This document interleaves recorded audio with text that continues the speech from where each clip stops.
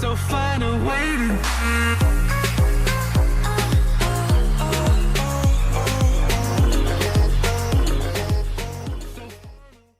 Hello, beautiful beings of light. Welcome or welcome back to my channel. My name is Monica, and today's video is titled, Life Has No Meaning at All. So I know this title sounds very bleak and maybe a bit disempowering, but I actually have found a lot of power behind thinking this way as of lately. If you've seen my other video, I think that's titled The Meaning of Life or something like that, I'll link it up above, then the title of this video will probably make that video seem like a total contradiction, but just hear me out. So I've been thinking about this week, and it keeps coming up as a theme in my life, and it's that life really just doesn't have any meaning at all. I mean, at all. Except for the meaning that we give to it. Some people say that the universe or source or God or whatever you want to call it doesn't see things in black or white. It doesn't see the contrast that we see living here on Earth. Like we see black, white, and we see up, down, and light, dark, and this or that. But source or universe or God sees everything as neutral.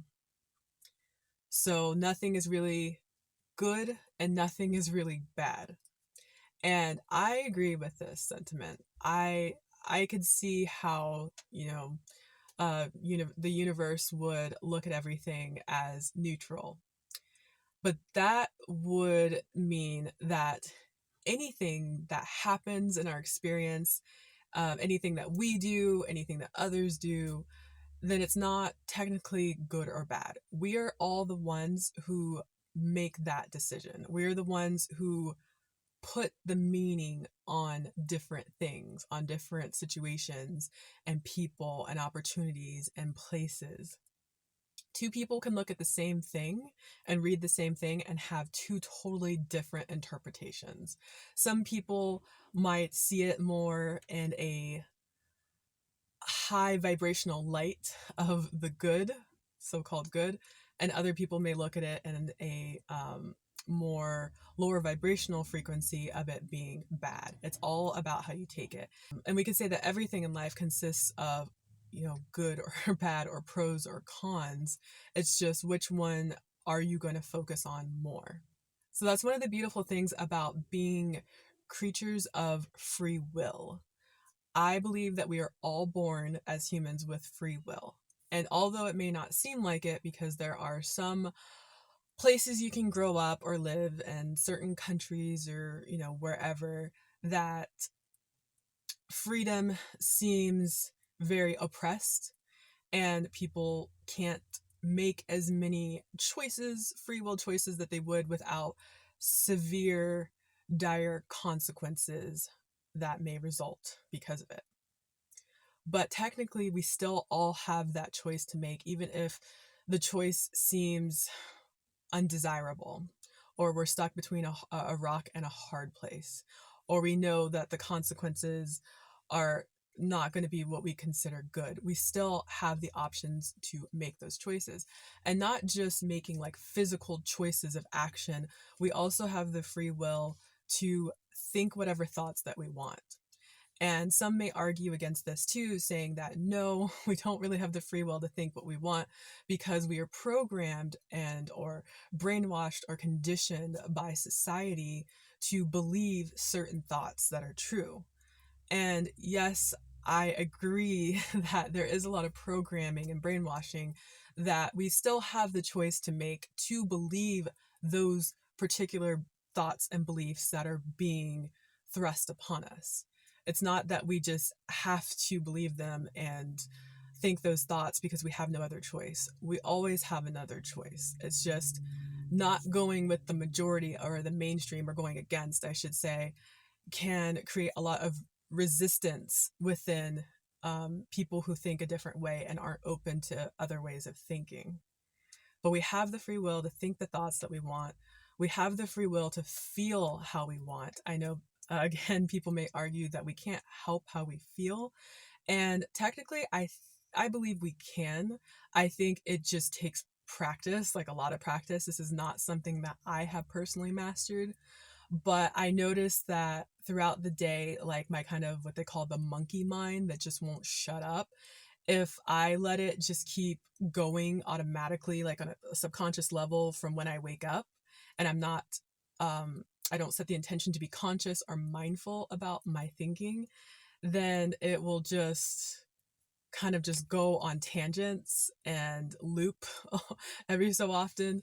And it feels like it's out of control, but that's because the momentum is already so fast and going downhill so quickly, and it's more difficult. It's not impossible, but it's more difficult to stop that momentum once it starts rolling like full force down a hill. Is like if we can catch it before the ball starts rolling and we set that intention to be conscious and mindful of all of our thoughts, then we can quote unquote control our emotions, because I feel that emotions come from the thoughts that we think. So it really starts with what we think about ourselves, what we think about other people, what we think about what we have in our life, what we don't have in our life. The stories that we keep telling ourselves is what influences our emotions. And of course, there are bigger things outside of us that may happen, such as someone breaks up with us or we lose a loved one, passes away. And of course, that's going to evoke, uh, of course, that's going to spark a huge emotional shift in us. Without even maybe consciously thinking about it right away. But we do think about it after we hear the news. And then we can let ourselves grieve, and then we can allow ourselves to heal, let go, and move on. And like I said, we can control our actions as well. We have free will with those. They just may come with some super uncomfortable consequences, even with just being ourselves and speaking our truth and putting ourselves out there. But it's still a choice that we can make. And we can look at all of the bad things or the mistakes in our lives and beat ourselves up and feel guilty and sorry for ourselves. And we can disempower ourselves and put ourselves in a victim mindset mentality that really stops us from moving forward. And I know I've done that a lot of times in my life, but I try to go back and look at super uncomfortable, circumstances that have happened to me and how I responded and how I could respond differently if something similar happened in the future. But I could look at things in my life in the past and go, well, the whole reason I was homeless was because I'm not worthy of money. I'm not worthy of security. I'm not worthy of stability. But I don't look at it like that. I look at it as I contracted on a soul level to go through that experience so that I could learn certain lessons, and not in a punishment way, but this whole 3D earth experience, this environment, I believe, is a teaching ground. It is a school. We are teachers and we are also students of the universe simultaneously. We learn from other people, they learn from us. And it's a cycle that just goes on. It's all about the experience down here.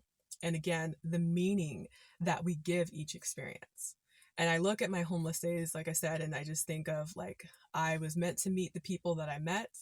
I was able to influence them, hopefully positively impact them on a certain level, and that they also taught me and impacted me on a positive level as well, at least what I take from it. Again, I know there's pros and cons to everything, but that's what I go back and look at the meaning of. Not that I was being punished, not that I'm not worthy, not that I'm unlucky, not that the universe or God hates me. It's just literally something I decided to go through so that I could learn, and I came out even better on the other side, and it made me so much stronger.